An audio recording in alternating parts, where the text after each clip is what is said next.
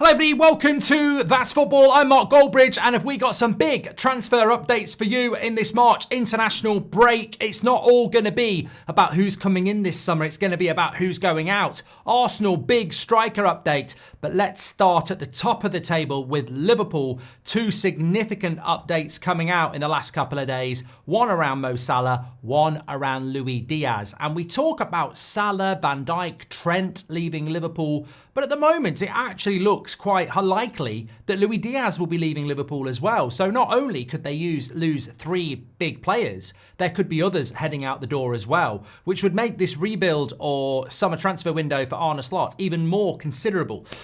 Starting off on Salah though, really good update from David Ornstein. You may well have seen it, where he said that there is optimism around Mo Salah signing a new deal, and that any time you hear about PSG or Saudi and you do some digging, you get some quite swift denial around that. So it's not the first time that David Ornstein has spoken about confidence around Mo Salah staying. And as one of the forefront transfer journalists in the game, I've played the game, I think this could be good news for Liverpool. And I think that out of Trent, Van Dijk and Salah, losing Salah would be the most significant loss for Liverpool, because you're losing goals and assists. Van Dijk's very important. Trent is very important. And yeah, people might want to say Mo Salah didn't turn up in the Carabao Cup or the game against PSG, but he turns up in about 95% of Liverpool games and he scores a lot of their goals, percentage-wise. I mean, I don't know, anyone in the chat want to tell me that? But significant if they can keep him. On the other side, you've got Luis Diaz, and I think that he has been quite disappointing for Liverpool at times this season. I think he's a really good player, and I think when he's on it, yes, very, very good. But they tried to get Anthony Gordon, didn't they, last summer? It didn't quite come off. And you could see Liverpool being a better team if they had Gordon on the left and Salah on the right. So it shows you that as much as Diaz is an interesting player for Liverpool, the inconsistency is problematic, and it might be something that Arne Slot is actually actively looking at. Fabrizio Romano this morning saying that Luis Diaz had been open to potential transfers before. He is open to a potential transfer to Barcelona. They're interested and they're weighing up their options. Saudi is a potential option as well. So it looks like Luis Diaz could be on the move for Liverpool this summer. Now, what are your thoughts on that? My thoughts are decent player, but definitely can improve. I'm sure there's a lot of Liverpool fans looking at Darwin Núñez as well. They're two areas that I don't necessarily subscribe to the view that they're not very good players. And I certainly think that if they kept those players and kept Salah, they'd be competing for the title again next year. But they are area. I mean, look, as a United fan, it's quite concerning that if Liverpool did replace Darwin Núñez and Luis Diaz, they could certainly improve in those two areas. And I'd imagine for most Liverpool fans, that's quite exciting, regardless of what you think of Núñez or Diaz. I think that they are both upgrades in that Liverpool side, if they've got the financials to do that. And there are a lot of interesting players out there at the moment. So I think in relation to Liverpool, it's not necessarily about Van Dijk, Salah and Trent. And I'm sure Trent will be on the move. But Luis Diaz, Darwin Núñez, probably others as well, could be heading out of Anfield. It could be a very significant summer. And this is the thing, just taking it back to United, but or any other club that has like 3 or 5 year plans to get back and win Premier League titles. It's not like Liverpool, Chelsea, Man City, Arsenal, Newcastle are just going to sit back and wait. Everybody's got their own projects, and Liverpool's project next season is retaining the Premier League, which will be their focus. And I think we're in for a very, very, very interesting summer transfer window. I'm looking forward to it. And I think the March international break, as it always does, has shone a light on players that are going to be available. And you look at the striker options that are there for Premier League clubs. Ekitike scored a hat-trick for France under-21s against England last night.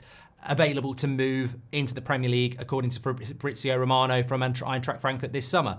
Gyökeres at Sporting Lisbon, he is available. Osimhen at Napoli, he is available. Sesko at Leipzig, he is available. You've got people like Liam Delap, he is available. Jonathan David, free this summer, he is available from Lille. So there are significant players available, and not to mention maybe an Isak out of Newcastle, which I'm sure the likes of Liverpool and everybody else will be looking at.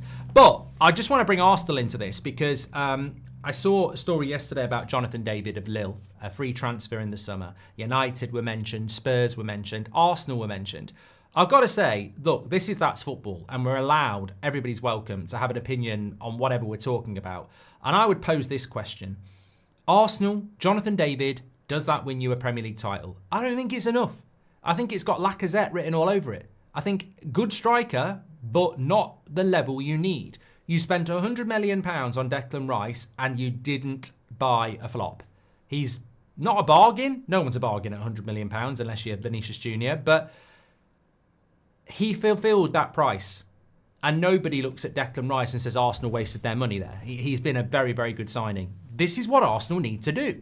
You went and did it with Declan Rice. You now need to go and do it with a striker. You need to go and spend £100 million on a striker to make you win the Premier League. It's next year or never for Arsenal. They've got to win the league. Jonathan David at Spurs or Manchester United may well be a very good signing. But Jonathan David at Arsenal is not the best they can go and get. He's not the best in class. You have got Gyökeres. You have got Osimhen. Even Ekitike might be a better signing than Jonathan David. So, Arsenal fans, talk to me. Would Jonathan David be the one that you go, right, forget it, Liverpool and Man City, we're coming for the title? I think Arsenal have to go way... Look at Man City, Erling Haaland. Look at Barcelona, Lewandowski.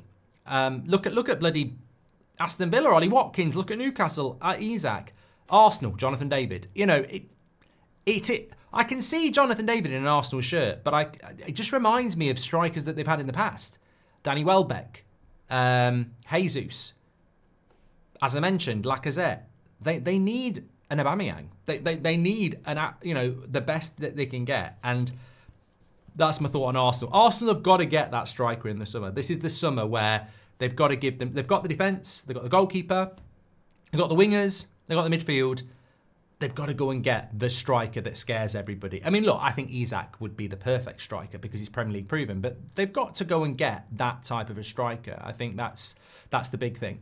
Other clubs, well, look, I think Liverpool keeping Salah, and I think Arsenal getting a top-class striker makes it a very interesting Premier League already next season. What of the rest? Chelsea need a striker. They've been linked to Delap. There are plenty of strikers I've just listed out there. I can see Isak leaving Newcastle and Ekitike going to Newcastle. I could see that being a good move for everybody. I think he could be the sort of striker that Newcastle bought when they bought Isak, where everyone went, interesting, let's see if it works, and it did. And I think Ekitike could be like that for Newcastle, and they could, make a good profit as well in the process. That's one to watch. But Chelsea, yeah, they need a striker. Manchester City, I think we're just all waiting on this court case, aren't we? Lots of leaks again this week. Now is not the time to, be believing speculation. I think that, as we've said before, there's clearly a case to answer because they've been charged multiple times. We can all read the charges. The reality is it in everybody's interest to take this as far as the Premier League want it to take it? I don't know. I don't know which way it's going to go. But if Man City were cleared, then they would be very active in the transfer window because they make the most money and they are the most, the best run club because of that. So they could be very active in the transfer window again. But on the other hand, we could be spending a lot of time flipping that coin, talking about Man City crumbling. I'm not convinced Pep Guardiola will be here next year. Everyone tells me he will. I'm not convinced until we hit the summer. I'm just not convinced, but we'll have to see. Lots for you to get your teeth into anyway. Make sure you smash a like on the video and subscribe. Hopefully got some exciting content coming your way on Monday. But I'll be back with you tomorrow. Take care. Smash a like on the video, and I'll speak to you in a bit. Get them comments.